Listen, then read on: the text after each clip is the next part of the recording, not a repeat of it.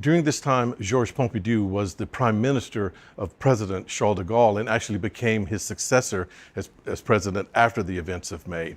Pompidou himself was a student of French literature. He was famously loved poetry and art. He also famously loved technology and progressive technology, including the use of the automobile. Charles de Gaulle had wanted a public library on the site, and Pompidou, after being so affected by the events of May, expanded that program. He now wanted a center for cultural production, a center that would include cinema to show avant-garde films, would include a bookstore as well as a library. It would include children's playrooms. It would include parking for 20,000 cars and I think like 1,500 buses. What he was proposing was an anti-monumental facility available to the general public that would invite the public in to this Center for Advanced Art. An international competition was launched. It received almost 700 entries from all over the world, and the team of Renzo Piano and Richard Rogers won. From the very first sketch, you can see how radical their proposal was. They put an enormous emphasis on the plaza in front of the building, slightly sloped toward the building so that the surface of the building and the plaza worked together to form this outdoor urban space. In the original scheme, the ground floor was completely open to the air, as if to extend that plaza under the building. They later had to enclose it in for security reasons, but the idea of the freedom of that space is still there. The public library occupies the first 3 levels. The museum and the library overlap on the 3rd floor, and the museum continues up to the 4th and the 5th floor. On the 4th and 5th floor, there are terraces that you can actually move outside of the museum into, again, the space of the city. And from the very top floor, you get this amazing view of the city of Paris, including, of course, the Eiffel Tower. And that comparison between the Centre Pompidou and the Eiffel Tower comes back. The building is extremely flexible. It was even meant that the building could be dismantled, that the mechanical equipment, which of course would quickly become obsolete, could be very easily replaced. It's an open work. It's an open assemblage that completely changed the standards in the construction industry. The building itself comprised a series of floors uncluttered by columns, supported by enormous trusses. The trusses are almost 50 feet spanning, and then an additional zone on the outside you can see where mechanical services and circulation escalators were provided. The construction employs a prefabricated cast steel, which was actually quite unusual. You can see that the trusses are held up then by the columns. At the end of the building, there's this diagrid, which sort of ends the short side of the building.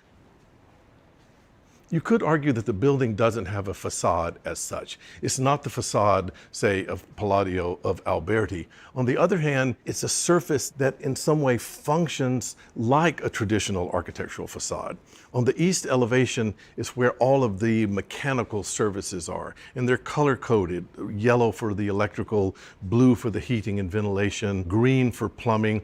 The point here is not just to make the services legible, the point is coding itself, because this building is a network of information, of languages, of signs and symbols. The steel and glass gives a certain sort of transparency. There's a transparency between inside and outside, which is exactly the opposite of the concealing function of the stone at the Whitney. In front of that, supported by these brackets, is a thin network of horizontals, verticals, and diagonals that operate mainly in tension together with these little brackets and struts to give stability. The floors, which are steel poured in concrete, also give lateral stability.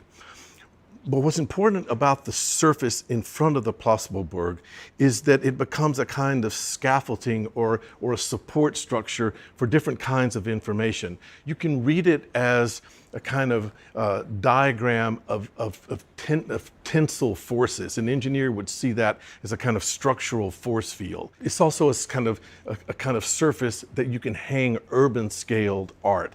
Of course, it also, in between those two levels of material, are the famous escalators that symbolically show the flow of people into and out of the center. As a person ascends on the escalator, you come into very, very close contact with these enormous cast steel pieces. You see each element. I think it's very important that there's very, very little field welding. Almost everything is connected with bolts so that the connectivity is very apparent, the idea of connection. But then there's also other kinds of connectivities as you ascend, as you go into the terraces, you start visually connecting with urban spaces itself. It's as if all different sorts of spaces of the city can have somehow conceptually been brought together into this single sort of heterotopia, which is the Centre Pompidou.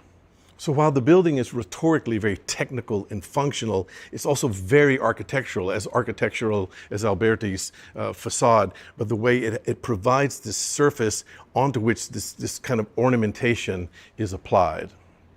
It could be understood as a sort of laminates. It's almost like a series of X-rays that have become collapsed together, where all this different kinds of information is connected.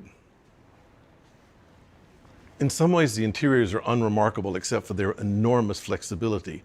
But on the other hand, they recognize that a younger generation of artists, a generation of artists that's coming into their own in the 1960s and 70s, are actually looking for different kinds of spaces, not like the Whitney's galleries, but spaces where different kinds of art could be produced, where the distinction between painting and sculpture and performance starts to break down, where the very distinction between the interior gallery space and the spaces of the city begin to break down. And the Pompidou tries to find a new architectural space to represent those changes.